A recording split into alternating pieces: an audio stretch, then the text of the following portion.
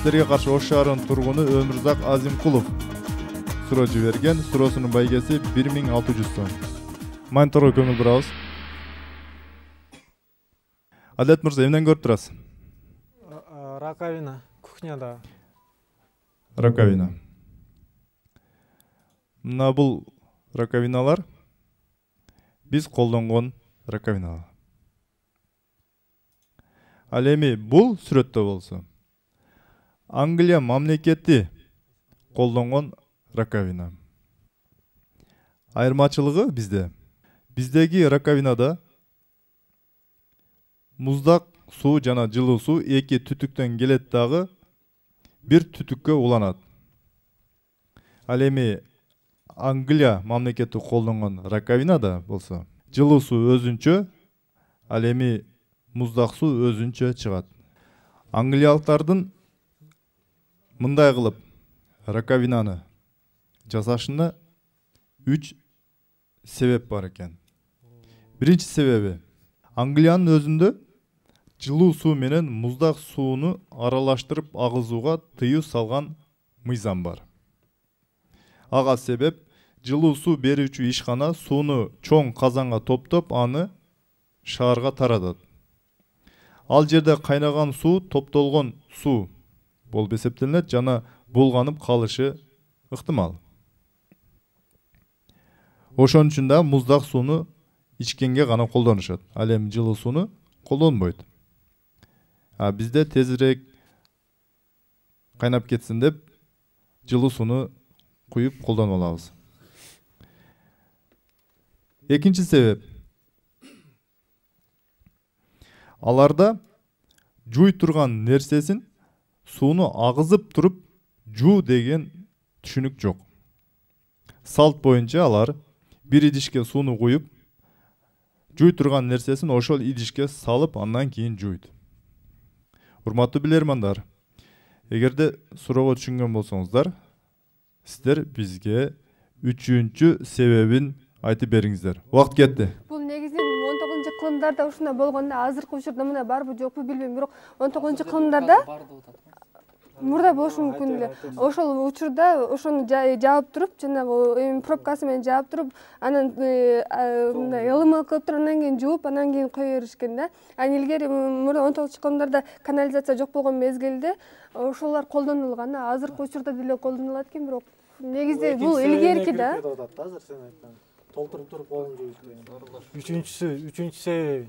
Үчүнчү себеби эмнеде болушун? Сууну экономия жерде шааларда пайда болгон натурал.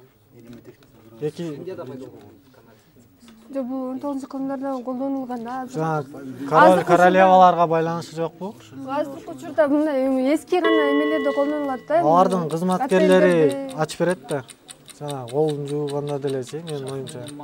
Бирок ошондуктан мен раковина фир боюнча калып атпайбы, баары ошонун бетин жууп. Убакыт аяктады. Сен жооп бересиңби? Адилет мырза ким жооп берет?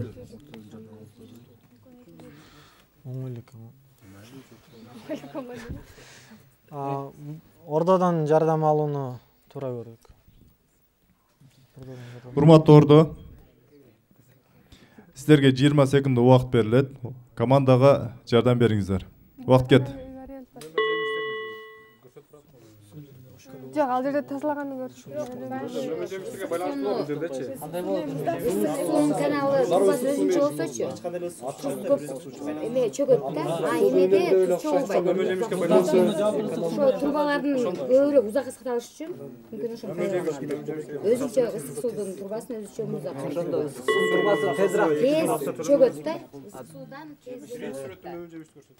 Бизде үнөмдөгү 30 секунддан алабыз. Үнөмдө 1 минута бар, бизде ошонун 30 секундасын алайлы. Же бонустан 30 секунда. Кетти 30 секунда.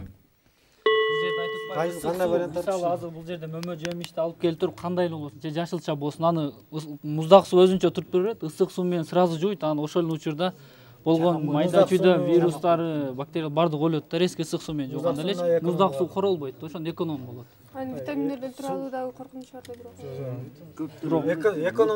Экономдоо максатында да. Сразу эле краникти бияка бурсам бизде деле Бирок бизде деле ысык суу турбасы бөлөк, музда суу турбасы бизде деле бөлөк. Просто раковина Бул жашоого ыңгайланыштырылган да жашоо шарт.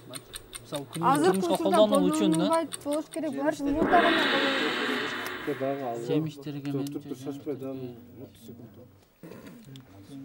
30 секунд аяктады. Адилет мырза. Ким жооп берет? Бул суроого Төлөгөн жооп берет. Төлөгөн мырза. Төлөгөн Шамырзаев. Үчүнчү себеби кайсыл ишти жасабасын, балким бул мөмө жемиштерди жуабы же башка нерсени жасаганда деле муздак сууну иштеткенде ысык суу туруп турат. Ысык суунун крайнигин ачканда муздак суу токтоп турат. Мындайча айтканда экономдоо максатында, үнөмдөө максатында эки экөөнүн түтүктөрү эки башка келген. Ал жерде мисалы сразу алып келген эле мөмө жемишти ысык сууну ачып туруп эле ысык суу менен жууп тазалап алып, кайра ошол эле учурда муздак суу үнөмдөлүп тура берет. Балким ушул максатта коюлгандыр. Демек, сиздин вариантыңыз сууну үнөмдөө. Ооба. Мен жоопту кабыл алдым. Сиздин бул берген вариантыңыз ордодон чыккан вариантпы же команданын вариантыбы? Ордодон келди, командадан да топтолгон вариант. Түшүнүктүү.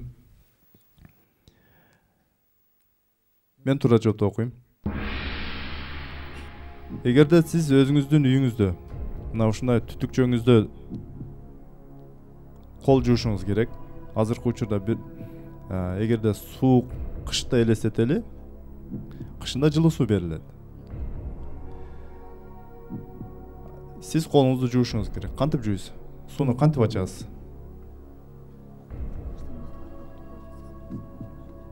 Эки ушундай крайник ачкыч болсо суунун ачкычы. Жок, сиз биздегини айтып бериңиз, бизде.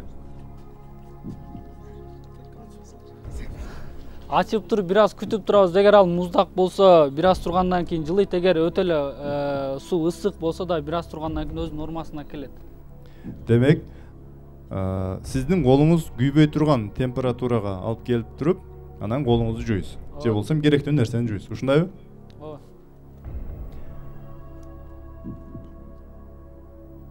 Маселе мына ушул жерде. Сиз өзүңүздүн азыр жообуңузда айттыңыз.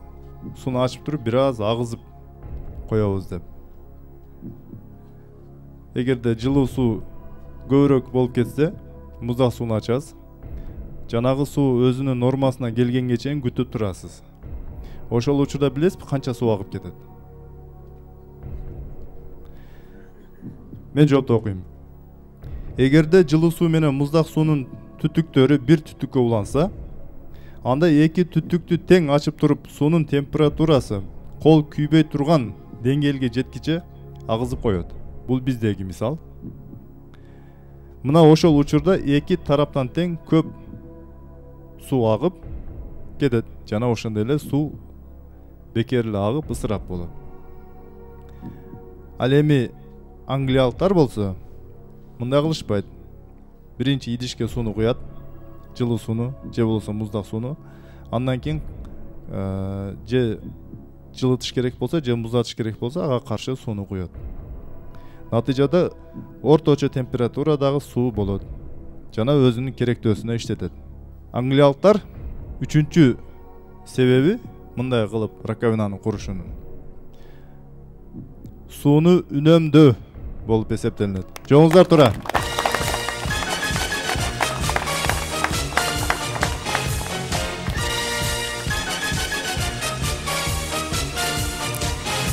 Эсеп болсо 4-2 билермандардын пайдасына.